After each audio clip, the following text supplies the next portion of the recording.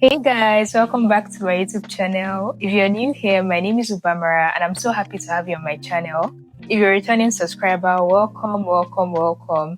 It's been a minute and I'm so happy to have you guys back on my channel. I really want to thank you guys so much for 500 subscribers. This is no small feat. It is such a huge deal to me.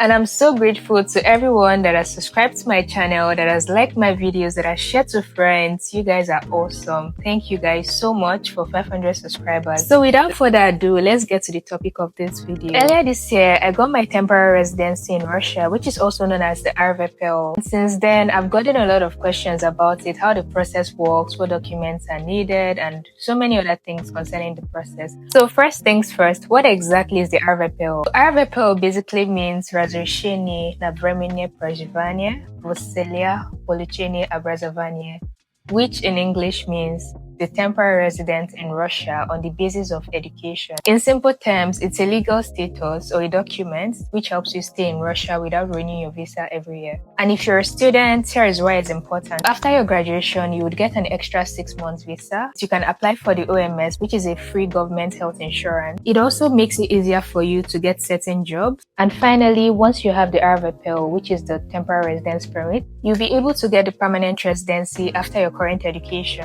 The next question is, who can apply for the Rvpo? Students who are currently studying at a Russian university can apply. Note that this does not apply to PADFAC students. PADFAC students meaning those who are currently in the preparatory faculty. Now we'll be going into the process of getting the Rvpo. The first thing you need in getting your Rvpo is your police character certificate from your country. So I'm Nigerian and I have more information on how to get the police character certificate from Nigeria. However, if you're from another country, you would have to find out from your countrymates or speak to your parents back home to find out how you can get this certificate from your country. If you're getting your police character certificate from Nigeria, you can get it in 2 ways. First, you can make use of agents, like I did. I made use of an agent and I paid about 50k at the time, but I don't think the prices are the same now. You would have to pay like around 150k from what I've heard from people. Is either you use the agent or you get your police character certificate on the Possap site. The Possap site is the Nigerian police force site. You can do the process yourself, get your stuff done and pay on the site and everything will be delivered to your mail.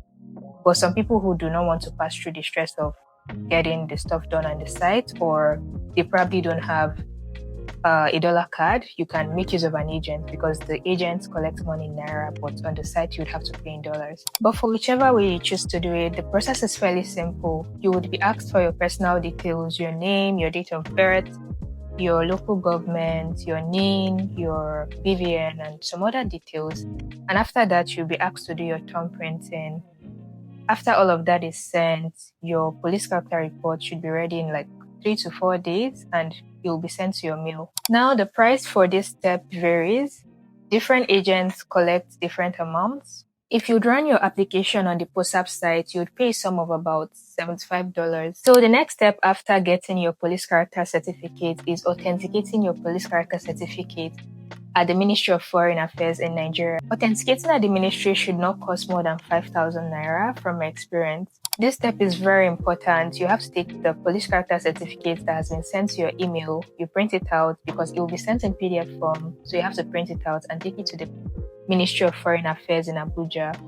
Now, when you take it there, you would have to receive a stamp and a receipt.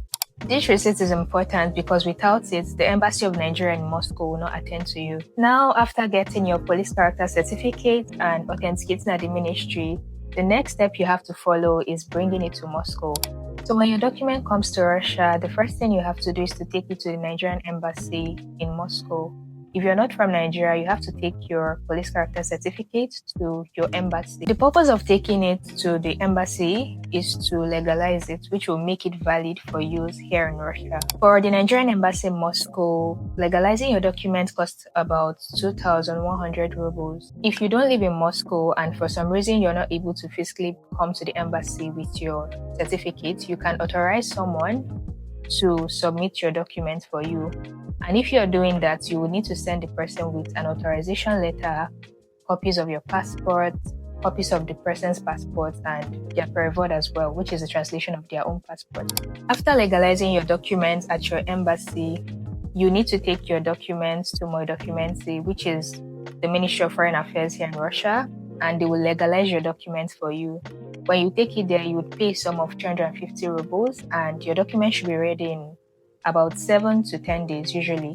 The next thing you have to get is your medical certificate. Yes, you will need to do medicals to get the Rvpo. I believe that every city has a designated clinic that is able to do this medical test for students who are applying for the Rvpo.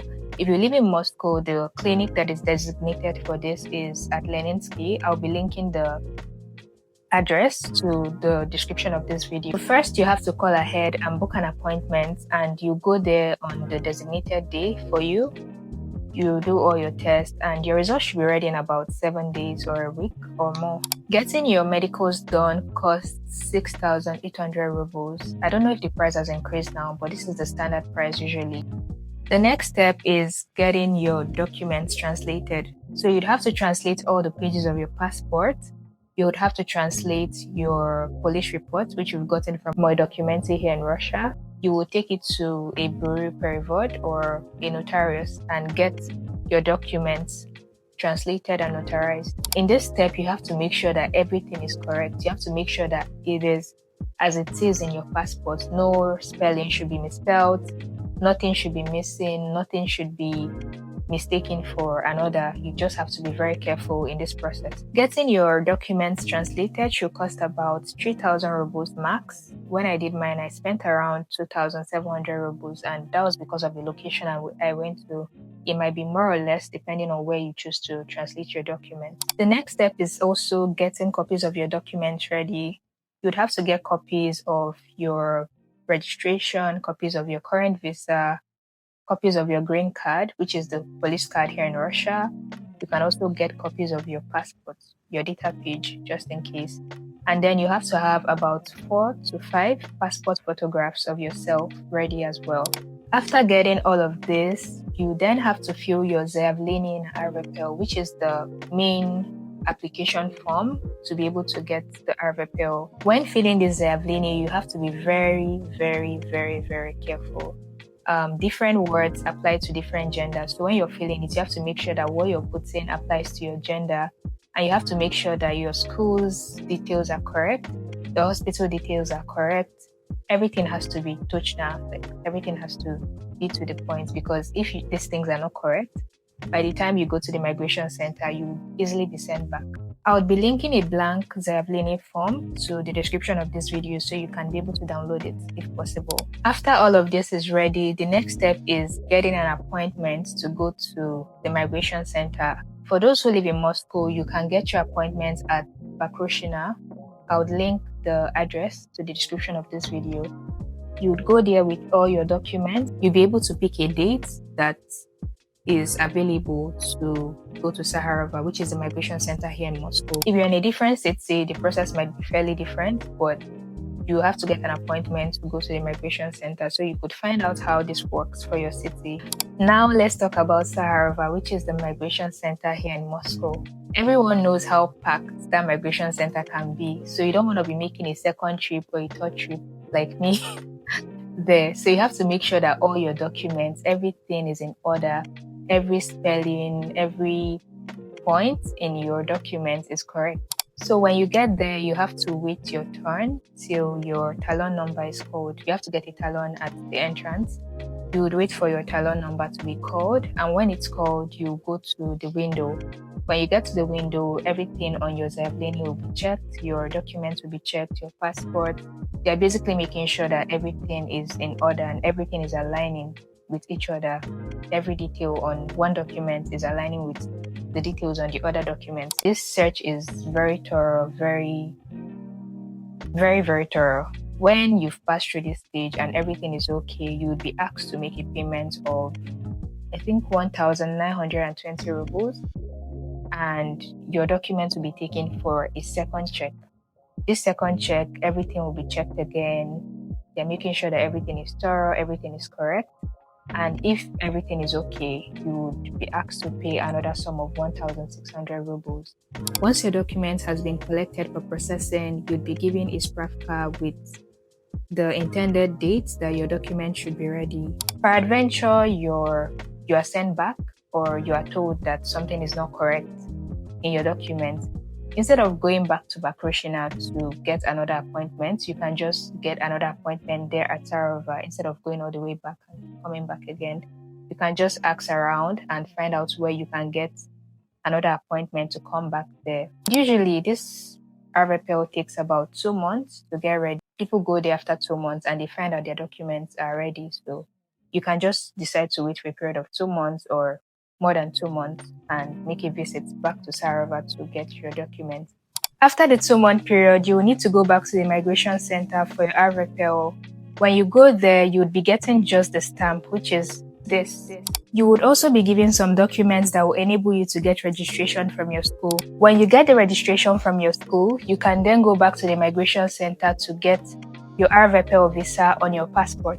If your passport is valid till the end of your education, you'll be given the visa till 6 months after your graduation at the spot. But if it's not, you would get the Rvpo visa till when your passport is expiring, and then when you get the new passport, you would go back to the immigration center to get the rest of the visa on it.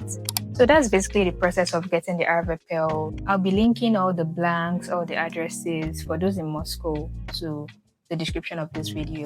If this video helped you, give it a thumbs up, subscribe, share to your friends who are yet to get their Rvpo process done. Thank you for watching to the end. See you in the next one.